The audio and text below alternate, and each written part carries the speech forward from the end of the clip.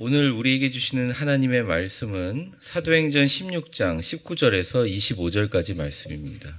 16장 19절에서 25절까지 말씀. 제가 갖고 있는 성경 215쪽에 있습니다. 같이 우리 오늘의 말씀 읽어보도록 하겠습니다. 시작. 여종의 주인은 끊어진 것을 보고 바울과 실라를 붙잡아 장터로 하인들이 끌려갔거나 성관들 앞에서 데리고 가서 말하되, 이 사람들이 유대인인데 우리 성을 심히 요란하게 하여 로마 사람인 우리가 받지도 못하고 행하지도 못할 풍속을 전한다 하거늘 무리가 일제히 일어나 고발하니 성관들이 옷을 찢어 벗기고 매로 치라 하여 많이 친 후에 옥에 가두고 간수에게 명하여 든든히 지키라 하니, 그가 이러한 명령을 받아 그들을 깊은 옥에 가두고 그 발을 착고에 든든히 채웠더니 한밤중에 바울과 실라가 기도하고 하나님을 찬송하며 제수들이 듣더라. 아멘. 지지난주였죠. 지지난주 사도행전 강의를 하면서 이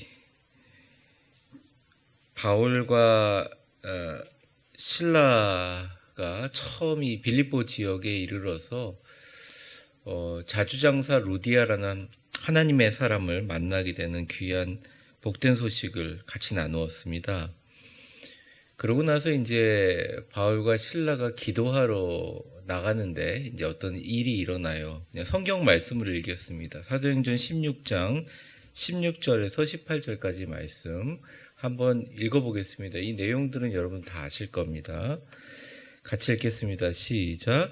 우리가 기도하는 점치는 귀신 들린 여종 하나를 만나니 점으로 그 주인들에게 큰 이익을 주는 자라. 그가 바울과 우리를 따라와 소리질러 이르되, 이 사람들은 지극히 높은 하나님의 종으로서 구원의 길을 너희에게 전하는 자라 하며 이같이 여러 날을 하는지라. 바울이 심히 괴로워하며 돌이켜 그 귀신에게 이르되, 예수 그리스도의 이름으로 내가 내게 명하노니 그에게서 나오라 하니 귀신이 즉시 나오니라. 아멘. 이 내용들은 그냥 좀 생략을 했습니다. 귀신 들린 사람들, 또 뭐 점치는 사람들에 대한 우리나라 토속 신앙이 있거든요. 샤머니즘이 있거든요. 근데 예전에 한번 마귀론, 귀신론 해서 베레아라는 우리 교단에서 지정한 이단들이 많이 있는데, 귀신이 있느냐 없느냐, 뭐 귀신이 존재하느냐 아니냐, 귀신이 조상의 영에서 나온 것이냐 아니냐 하는 거 많은 논란이 있는데요. 그냥 샤머니즘적인 의미로 예전에 우리 전통 문화나 또 동양권이나 서양권이나 똑같이 이 귀신이라는 존재, 영적인 존재는 어떤 그 사람의 미래를 이야기해 주기도 하고 또 가까운 그 사람의 걱정되고 어려운 일들을 이야기해 주는 겁니다. 제가 어버이날 때 부모님이 놀러 오셨어요. 제가 원래 가야 되는데 죄송하게 부모님이 시간 뺏는다고 오셨는데 어디를 갈까 그러다가 갈 데가 정말 없는 거예요. 그래서 산들소리 수목원이라고, 혹시 그 별내 쪽에 사시는 분, 산들소리 수목원을 갔는데 어머니 아버님이 저쪽에 올라가서 좀 차를 마시자 그래 차를 마시러 갔더니 막상 파는 입구에서 차를 팔지 거기선 차를 안 팔기 시작하는 거예요. 지금 뭐 하시냐 그러니까 조교를 하고 뭐 체험 뭐 그걸 한다는 거예요. 그래서 다시 내려가서 차를 사오려고 하다가 부모님이 여기까지 오셨는데 조교도 시켜드리고 건강 체험도 시켜드려야지. 그리고 이제 저희 여동생까지 네 식구가 발을 물에 담그고 조교하면서 뭐 뿌려주는 거 하고 머리 마사지까지 받았는데 이제 그분 여자분이 오시더니 무료 건강 체험, 그 진단 체험을 한다는 거예요. 그래서 양자 무슨 의학인데 저도 처음 들어보는데, 양자라고 하면 뭐 예수님 우리를 양자로 삼으셨다 그 정도로 제가 알고 있지, 양자는 잘 모르잖아요. 가보니까 어떤 박사님이 가운 옷을 탁 입고 있어요. 저는 절대 무시하면서 얘기하는 게 아닙니다. 정말 대단하시더라고요. 헤드폰 같은 걸 머리에 뜯 끼라고 하시더라고요. 어머님이 딱 끼워보시더니 막 이건 거짓말이야 그러더니 머리를 딱 끼시고 10분 동안 삐비비비빅 하시더니 뭐 온몸에 뭐 지수들이 쭉쭉쭉 막 그림으로 막 나오는 거예요. 그러더니 이제 의사 선생님 뭐 어디가 아프시죠? 어디가 아프시죠? 어디가 아프시죠? 그러니까 어머니 맞습니다. 맞습니다. 술술술술 다 얘기하는 거예요. 내 아버님이랑 여동생이랑 저랑 앉아서 아유 저거 다 뭐 거짓말이야 이러고 있는데 이제 저희 아버님이 그 다음 차례 갔어요. 아버님 가셨는데 한 번도 아버님이 수술했다는 얘기를 한 적이 없는데 딱 처음에 하신 말씀이 아유 아버님은 세포들이 다 놀라서 다 죽어 있네요. 이러니까 아버님 완전히 다 호박 넘어가신 거예요. 야 이거 진짜 이제 끝장이다. 이거 진짜 좋다. 그러면서 보니까 이제 쓰는 게 있는데 한 달에 음식 50만 원씩 해가지고 두 달은 100만 원, 세 달은 150만 원이 써 있더라고요. 근데 다행히 그 의사 선생님 그걸 강조하지 않으셔서 참 은혜스러운 마음으로 나왔는데 저하고 여동생하고 앉아서 아유 저 어머니 아버님 저 현혹하려고 하는 거예요. 근데 막상 저희 동생도 가서 앉아서 삐비비빅 하고 앉아 있으니까 나오는 지수를 보면 머리가 많이 아프시죠? 그러니까 저희 여동생이 맞아요 그러고 제가 마지막인데 이제 우리 진욱이 목회하니까 빨리 보내자 그러면서 저를 딱 앉혀놓고 하는데 이제 나머지 세 식구가 건강이 어떠냐 탁 팔짱 끼고 듣는 거죠.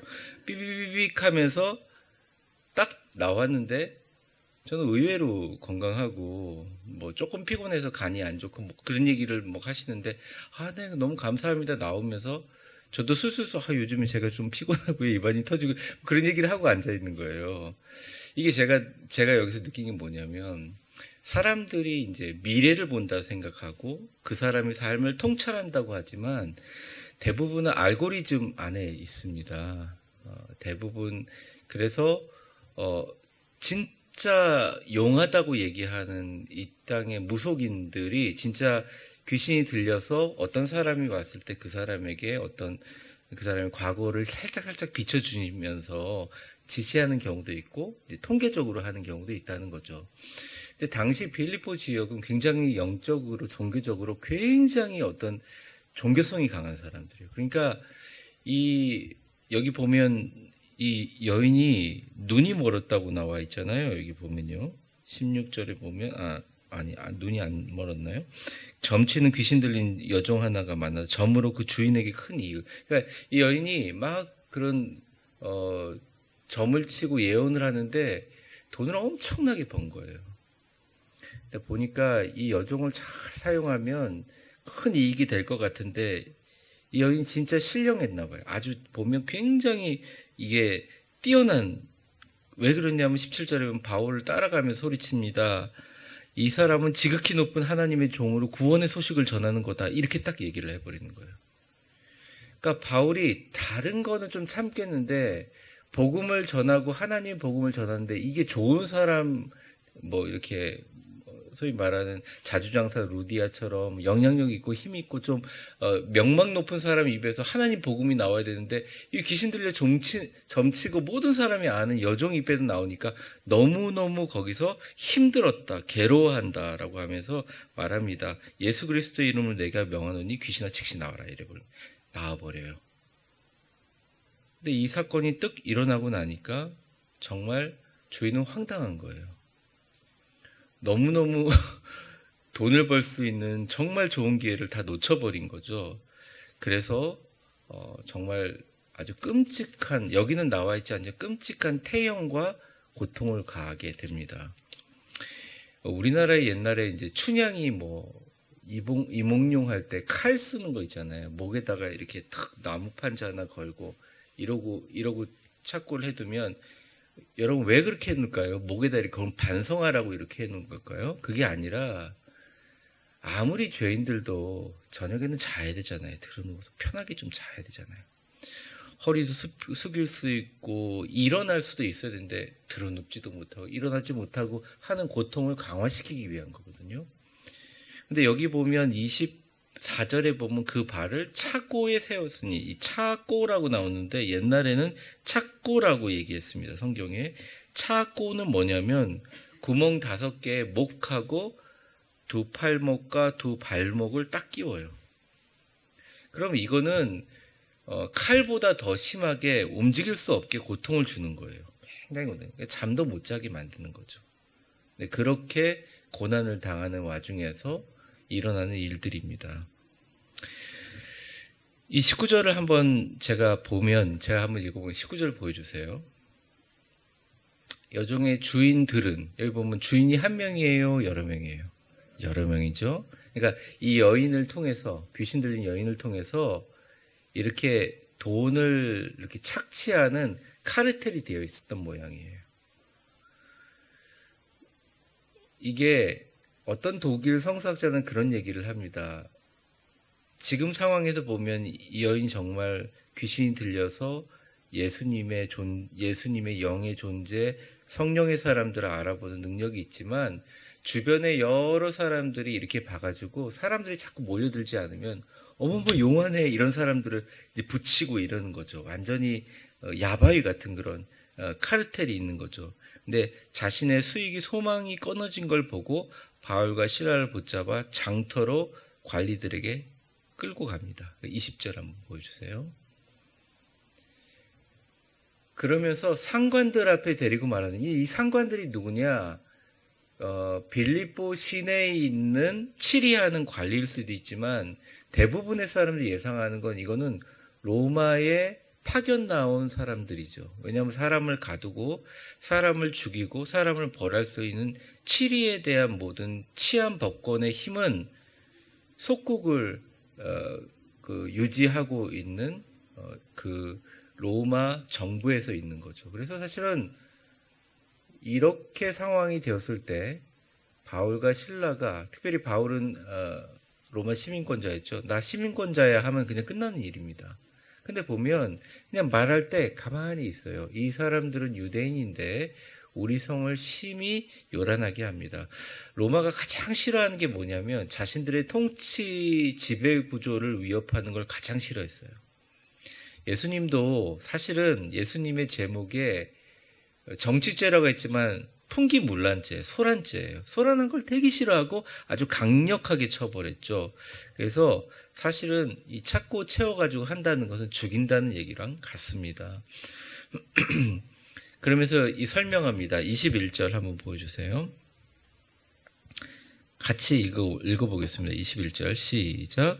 로마 사람인 우리가 받지도 못하고 행하지도 못할 풍속을 전한다 하거늘. 이렇게 얘기합니다.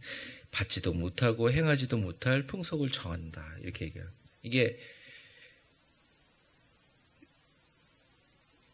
근데 제가 여기서 딱 놀란 게 여기에 그러니까 빌립보라는 지역에 있었던 사람들의 로마 사람인 우리가라고 얘기했다는 것은 지금 멀쩡한, 사실은 이게 이 사람이 로마 시민권을 가진 유대인인지 모르고 잡아가지고 이 사람을 그대로 죽일 수밖에 없는 감옥으로 집어넣을 수밖에 힘이 있다는 것은 아마 빌립보 사람이거나 아니면 원래 로마 사람이거나 빌립보 사람인데 로마 시민권을 취득한, 굉장히 세금을 많이 내고 그 도시에 굉장히 물질적으로 공헌을 많이 한 사람이다. 이렇게 추정이 됩니다. 이 사람이 우리가 받지도 못하고 행하지도 못할 풍속을 전한다 얘기를 한 겁니다.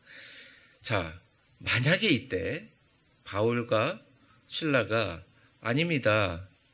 나는 예수를 전했습니다. 아니면 예수 그리스도의 이름을 쫓아냈습니다. 그러면 따라가서 질문이 붙을 거 아니에요. 그럼 예수는 뭐지? 라고 붙을 거 아닙니다. 그러면 그 예수님을 전한다는 행위가 이 사람들의 말하는 프레임에 있어서 받지도 못하고 행하지도 못할 풍속을 전하는 것의 내용과 컨텐츠가 돼버리는 거예요.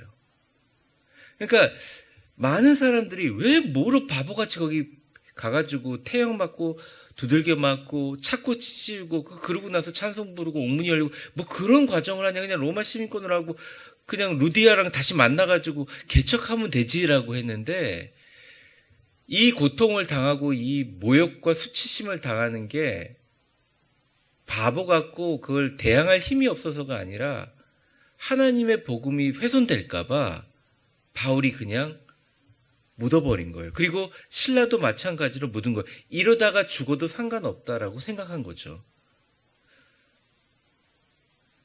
그러면서 22절 한번 보여주세요.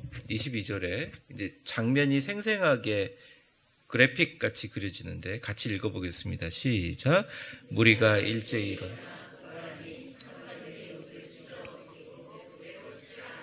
네.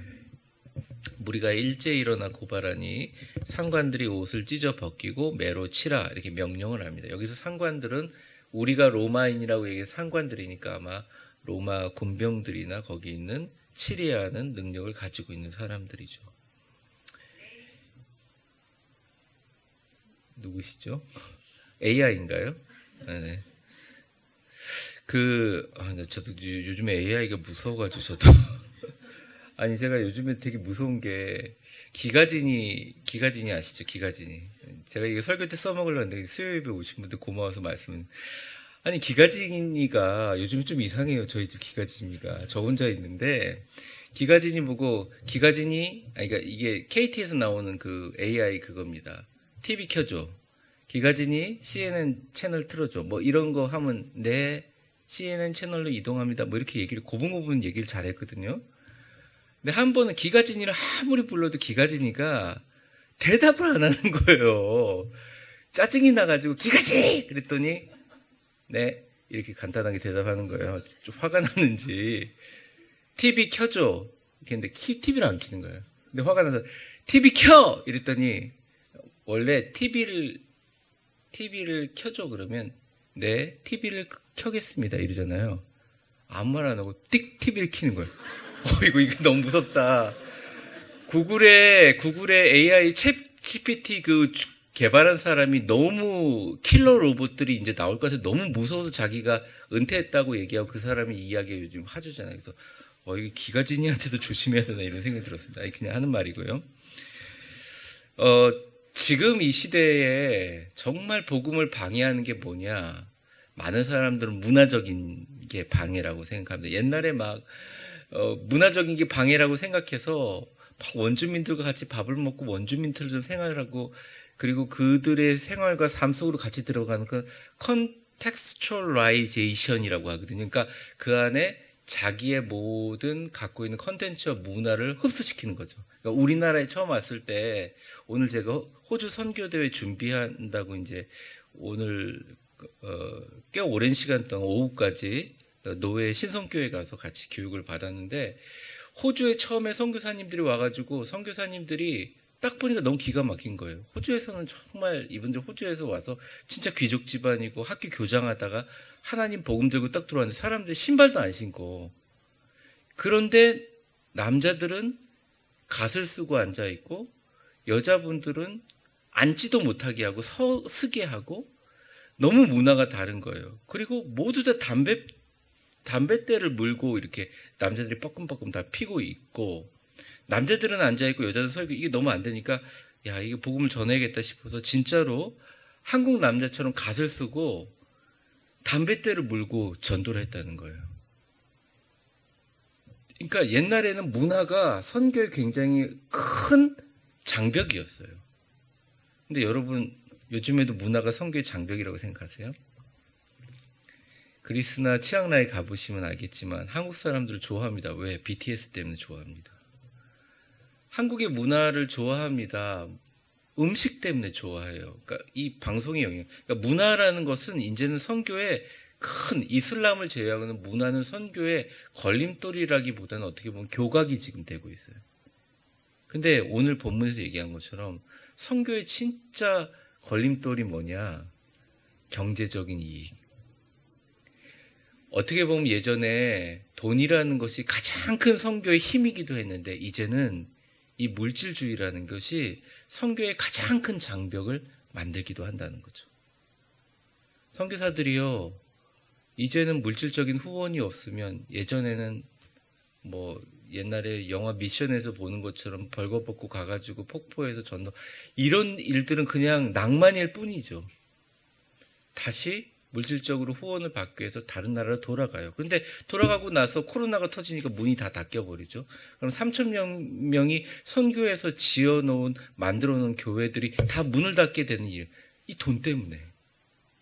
그래서 진짜 제가 우리 교회에 물질적으로 축복을 많이 받는 사람이 나왔으면 하면서 늘 기도하는 게 뭐냐면, 진짜 우리 이 전 세계에 너희가 땅 끝까지 지나가면서 제자가 되고 복음을 전하고 하나님의 말씀을 전파하라고 하는 그런 위대한 하나님의 대명령과 선언, 그 위대한이에요. 우리가 Great Commission이거든요. 위대한 선교의 명령을 지키는 우리 교회인데, 그런 일을 하면서 진짜 문질적으로 부한 사람들이 그렇게 깨끗하게 선교하고 하나님의 영향력을 발휘할 수 있는, 이게 허브가 되었으면 좋겠다. 우리 교회가 그런 마음을 가지고 있습니다. 여러분의 자녀가 그렇게 축복받았으면 좋겠어요.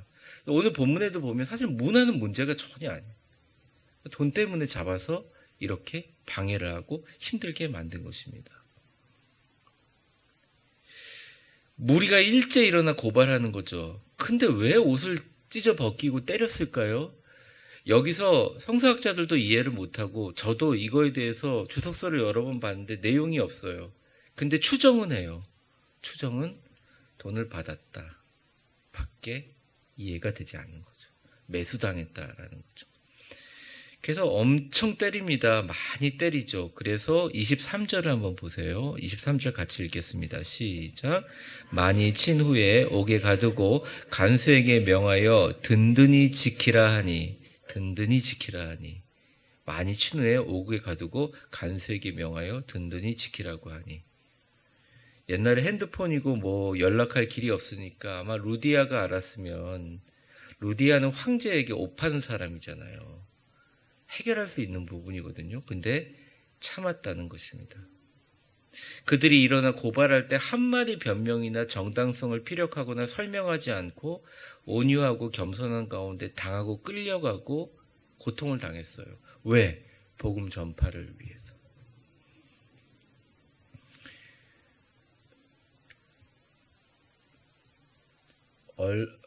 6월 20일인가 그 덴버 신학교에 마크 영이라는 총장이 옵니다.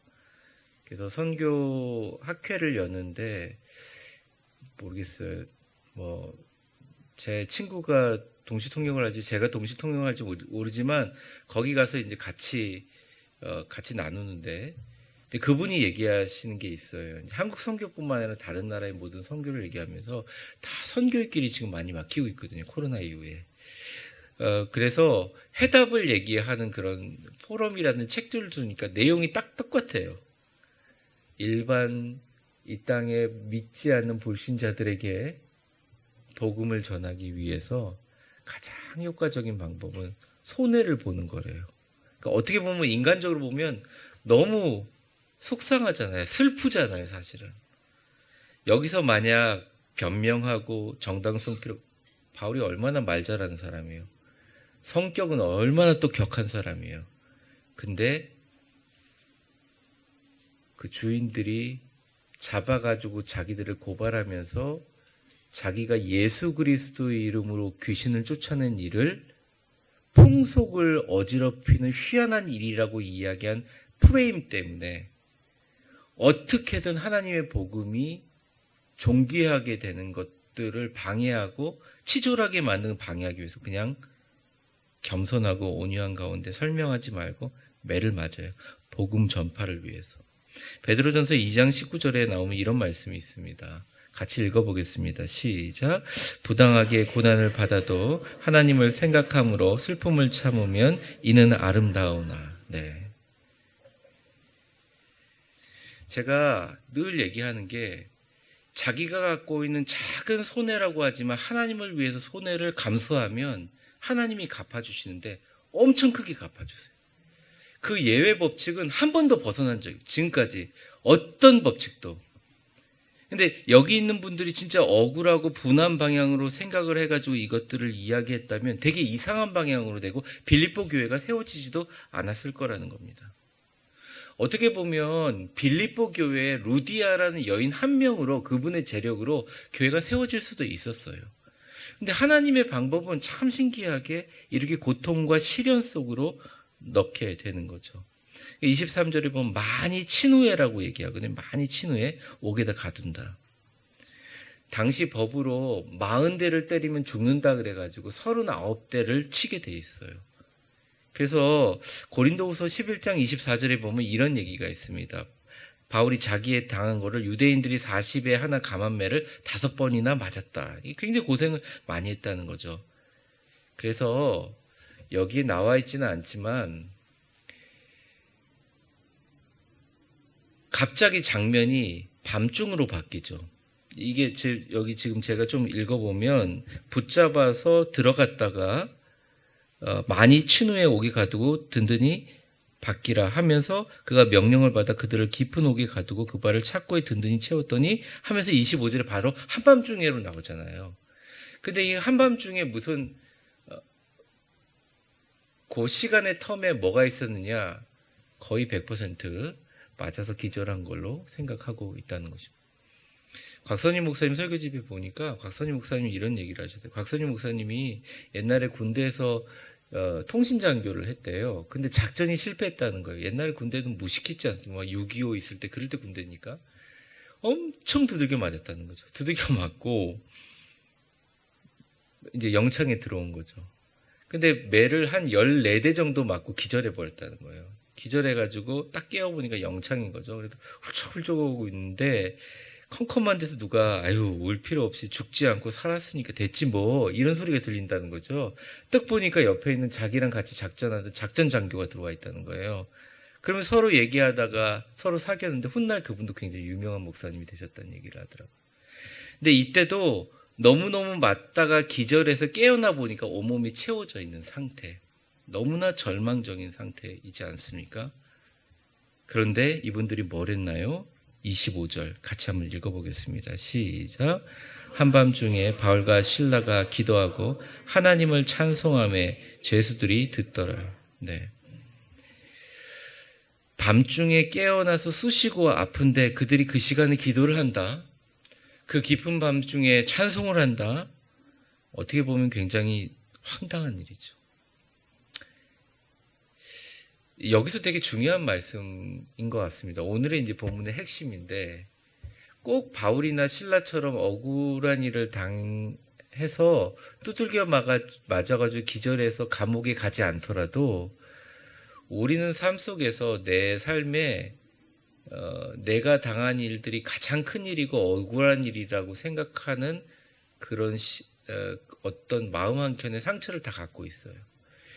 제가 이전에 광석교회에서 목회를 할 때 그중에 몇 분 집사님 중에 IMF 때 너무 큰 사업을 하시다가 어려워져서 고통과 슬픔 가운데 그것을 극복하지 못하는 분들이 너무 많아요. 사람들은 대부분 자기의 생활의 삶의 지향점이나 목적을 지향하는 것 같지만 그렇지 않아요. 사람들은 사람을 지향해요. 사람을. 예수 믿는 사람도 사람을 지향한다고요. 교회 나와서 예수 믿는 사람 중에서 자기의 마음이 안 들면요, 하나님과 예수님과 성령님이 마음에 안 드는 것으로 자기 마음을 몰아가요. 이게 인간이 가지고 있는 한계라는 거죠. 바울과 실라가 진짜 억울한 일을 당했잖아요. 기도합니다. 근데 기도는 생각을 하나님께 향하는 거예요. 나를 때린 사람, 나를 괴롭히고 돈 때문에 나를 모욕하고 돈 때문에 나를 힘들게 하는 형편없는 인간들 따위 생각하지 않고 억울하고 본한 방향으로 생각의 방향을 틀어서 하나님을 향하고 있다는 거예요. 하나님을 생각하고 하나님 앞에 자기의 모습 속에 하나님께서 함께 일하심을 인식하는 거예요.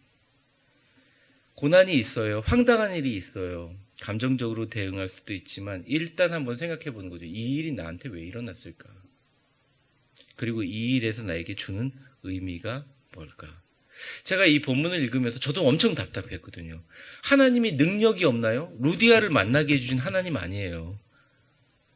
강가에 나가지고 기도하러 나왔는데 그 지역에서 가장 부자인 사람을 만나게 해주신, 물질적으로 가장 어려운 물질의 문제를 해결해 주신 거 아니에요. 근데 그 돈 때문에 착고에 끼워가지고 고통당하게 하는 하나님의 뜻을 보면 도대체 하나님 살아계시냐? 이렇게 바뀔 수도 있는 상황이잖아요.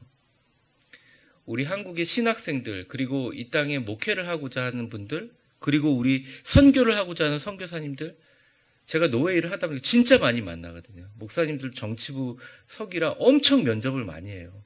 만날 수밖에 없어요. 교회에 들어가고 나가는 모든 목사님들을 다 인터뷰하고 만날 수밖에 없어요. 근데 제가 느끼는 것 중에 하나가 굉장히 마음속에 큰 아이러니와 아픔과 슬픔들을 가지고 있다는 거죠.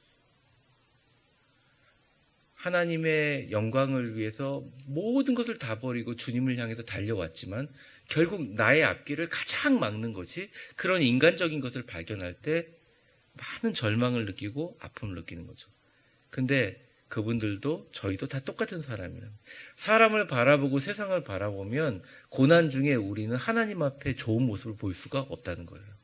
고난 중에 사람을 보는 것이 아니라 하나님 앞에 자기 모습을 보고 하나님이 함께 일하심을 인식할 때 우리는 그곳에서 고난을 통해서 배우고 그 고난이 그냥 그 고난에서 끝나고 새로운 하나님의 축복의 새로운 장르들이 우리에게 열리게 된다는 것이죠.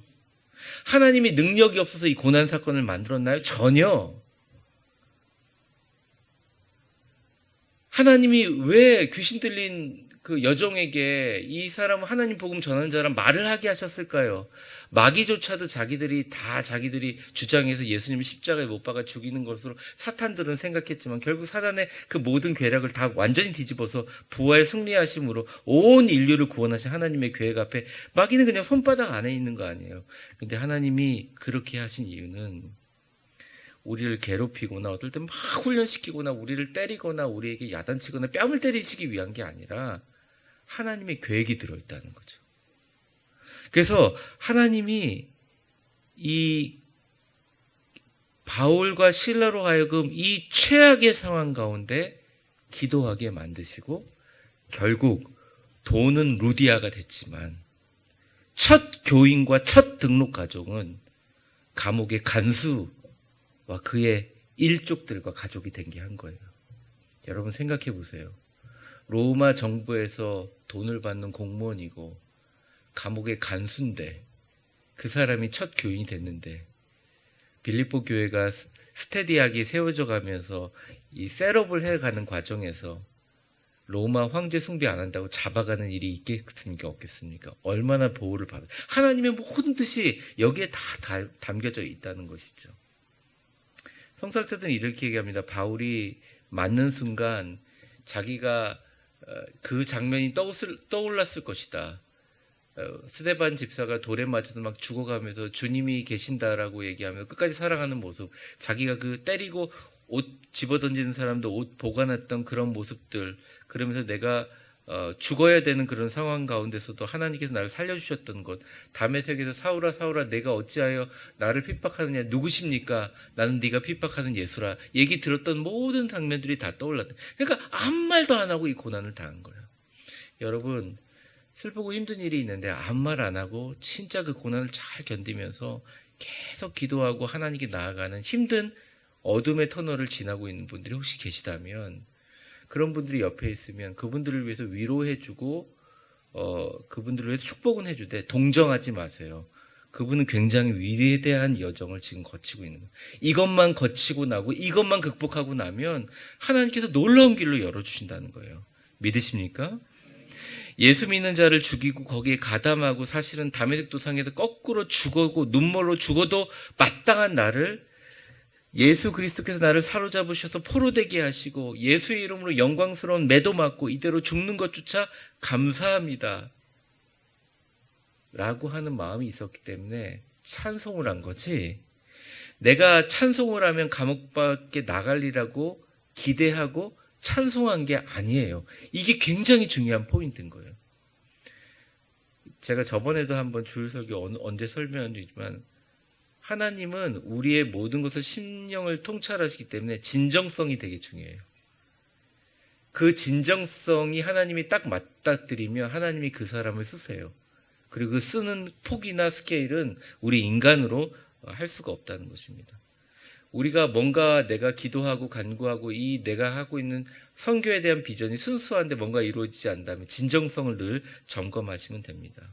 이렇게 찬송하면 감옥 밖을 나가리라고 기대하고 찬송한 것이 아니라는 게 여기의 핵심이에요.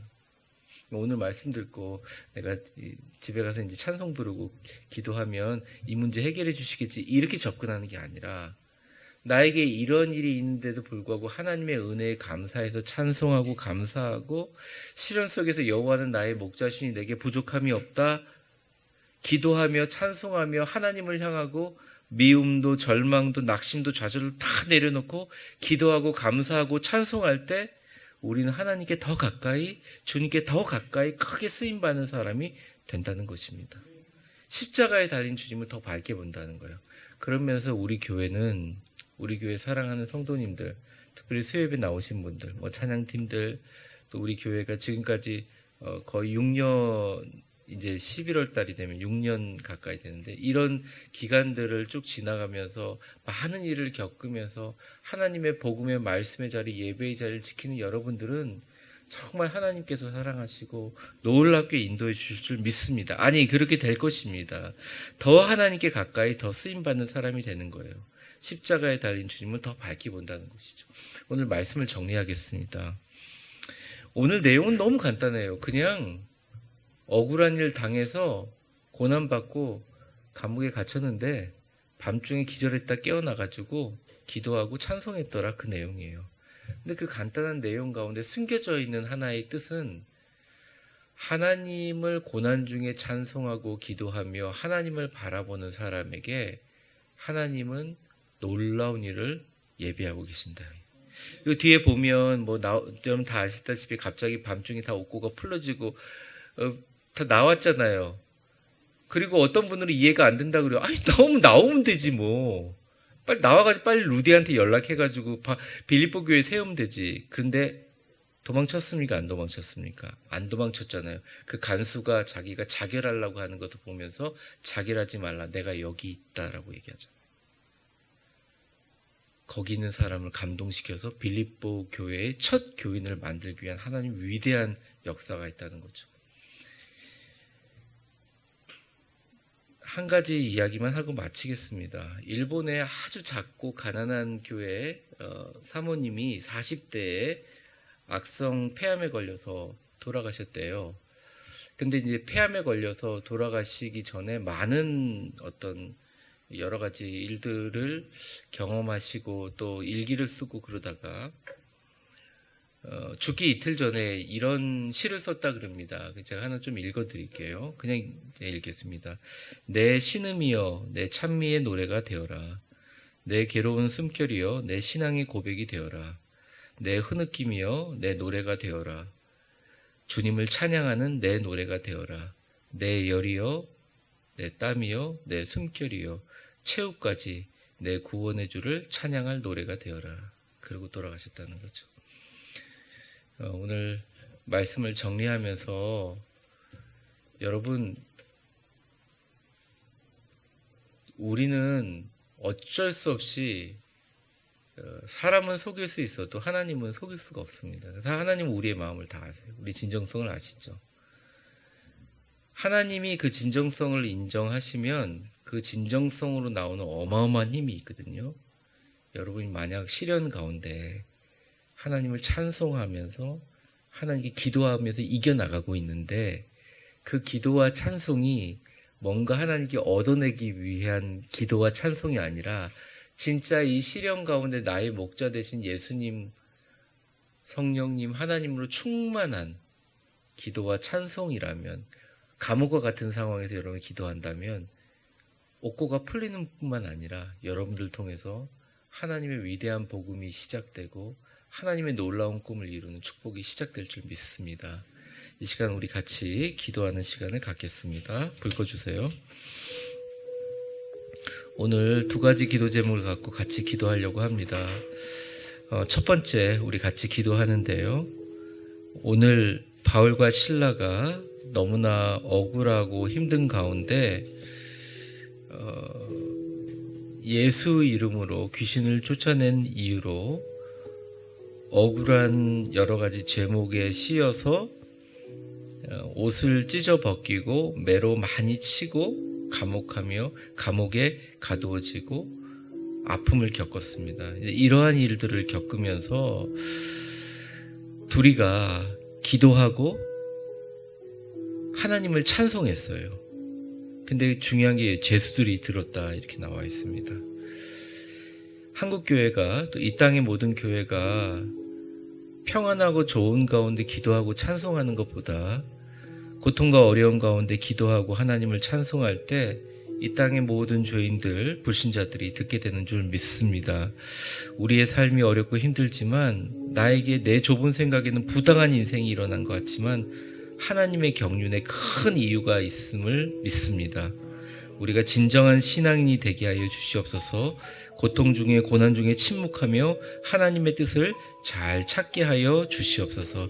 그래서 주님께 기도와 찬양으로 더욱더 주님을 더 가까이 하게, 주님을 만나고 주님의 은혜를 누리게 하여 주시옵소서. 우리 주여 한번 부르고 같이 기도하겠습니다.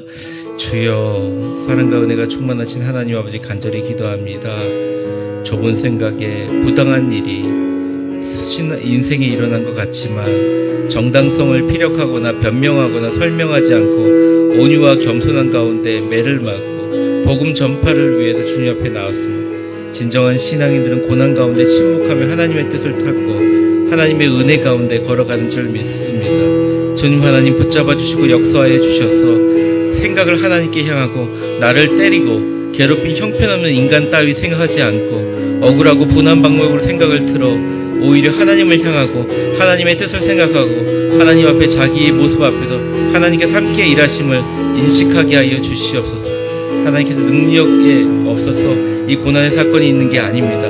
바울과 실라는 기도하는 가운데 하나님의 능력과 섭리와 위대하심과 깊은 사랑에 대해서 생각하게 하신 하나님 아버지, 우리의 모든 은혜와 모든 기도와 찬송을 통해서 하나님의 위대한 축복과 은혜가 넘치게 하시고 더 하나님을 가까이, 하나님께 더 쓰임받는 사람들 다 되게 하여 주시옵소서. 십자가에 달린 주님을 더 밝히 보게 하여 주시옵소서.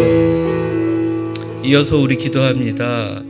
이 땅에 복음을 들고 가는데 복음을 듣지 못하고 죽어가는 사람들이 너무 많습니다. 치앙라이 같은 경우만 하더라도 그 지역에 하나님의 기독교 비율이 엄청나게 많이 났습니다. 불교와 힌두교.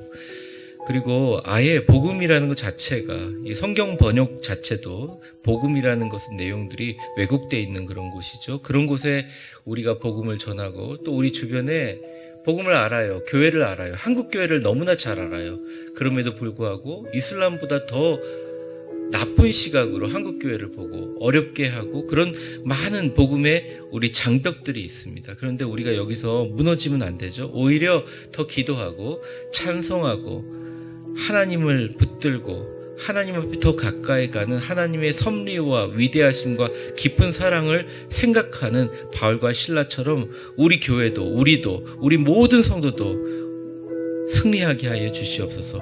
반드시 주님께 기도하고 말씀으로, 성령으로, 찬송으로 여호와는 나의 목자시니 부족함이 없고 내게 능력 주시는 자에서 내가 능치 못할 일이 없다. 내 숨결이여 최후까지 내 구원의 주를 찬양할 노래가 되겠다.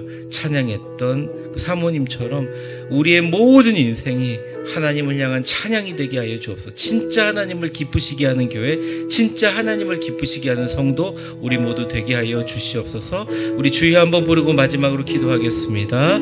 주여, 사랑과 은혜가 충만하신 하나님 아버지, 간절히 기도합니다. 하나님, 고난이 있고 아픔이 있고 부족한 부당한 일들이 일어나도 하나님 경륜에 큰 이유가 있으며 그 고통 중에 고난 중에 침묵하며 하나님의 뜻을 생각하고 하나님의 뜻을 찾고 하나님이 함께 일하심을 인식하고 그 일하심과 능력과 섭리와 위대하심과 깊은 사랑을 통해서 하나님의 역사하심과 죽게 되는 그 모든 것들 주님 하나님 역사하시고 인도하여 주시옵소서. 이 지금도 세계 곳곳에서 예수 복음을 전하기 위해 최선을 다하고 복음을 전하는 하나님의 사람들이 있습니다. 은혜의 사람들이 있습니다. 주여 붙들어 주시고 인도하여 주시옵소서. 역사하여 주시옵소서.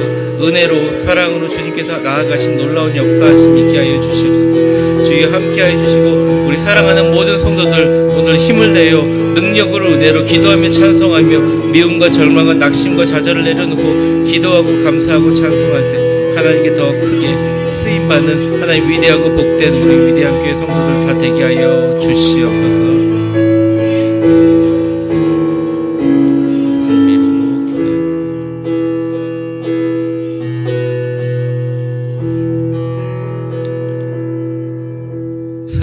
충만하신 하나님 아버지, 오늘 우리에게 주신 말씀은 처음에는 너무 당황스러웠습니다. 열심히 하고자 했는데, 예수의 이름 전했는데, 예수의 이름으로 귀신을 쫓아내는데 결과는 부당하게 감옥에 갇히는 것이었습니다. 하나님이 물질의 축복을 주셔서 루디아를 만나게 해주신 것이 너무나 감사했는데 오히려 이 돈 때문에 감옥에 갇히게 되는 불의하고 억울한 상황이 있었습니다. 그럼에도 불구하고 바울과 실라는 기도하는 가운데 하나님의 능력과 섭리와 위대하심과 깊은 사랑을 생각하고 찬송하게 하신 것을 읽게 되었습니다. 주님, 우리는 생각을 하나님께 향한다고 하면서 사람에게 향하고 있는 부족한 사람임을 생각합니다. 때로는 나를 때린 사람, 괴롭힌 형편없는 사람들, 세상들, 억울하고 분한 방향으로 생각의 방향을 틀어 하나님을 보지 못한 경우가 많음을 고백합니다. 주님, 이제는 하나님의 뜻을 생각하고 하나님 앞에 자기의 모습 속에서 하나님이 나와 함께 일하심을 인식하게 도와 주시옵소서. 기도하고 찬송하는 사람, 엄청난 감옥과 같은 고난과 착고가 채워져 있는 상태에서도 주님께 기도하고 찬송하는 사람, 예수님 때문에, 성령님 때문에, 하나님 때문에 미움과 절망과 낙심과 좌절도 내려놓고 기도하고 찬송하는 사람에게 주님이 더 가까이, 주님께서 더 크게 쓰는 하나님의 놀라운 사람이 됨을 고백합니다. 십자가에 달린 주님을 더 밝게 보고 그 십자가의 보혈의 능력으로 피 묻은 십자가 들고 전 세계를 향하여 복음을 전할 때 죽어가는 수많은 영혼들이 구원받는 기적의 역사가 일어날 줄 믿습니다. 사랑하는 우리 위대한 교회 성도들이 이 십자가 붙들고 오늘도 승리하고 내일도 승리하는 주가 되게 하시고 내 최후의 숨결까지도 하나님을 찬양하고 하나님을 함께 일하심을 인식하고 주님께 기도함으로 이 어려운 일들과 우리의 삶의 모든 지경들 가운데 승리하게 도와주시옵소서. 오늘도 돌아가시는 모든 성도님들 어려운 일이 있고 걱정 근심이 있고 때로는 세상이 보이고 사람이 보이지만 기도하게 하시고 찬송하게 하셔서 천군 천사가 우리의 손발에 묶인 착고를 풀어줄 뿐만 아니라 그 모습을 본 세상 사람들이 내가 어떻게 하면 좋겠느냐, 주 예수 그리스도를 믿으라. 그리하면 너와 내 집이 구원을 얻으리라 한 빌립보 감옥의 축복의 선교의 비전이 우리 삶 속에 일어나게 하여 주옵소서. 우리 위대한 교회를 그렇게 사용하여 주옵소서. 예수님의 이름으로 기도합니다. 아멘.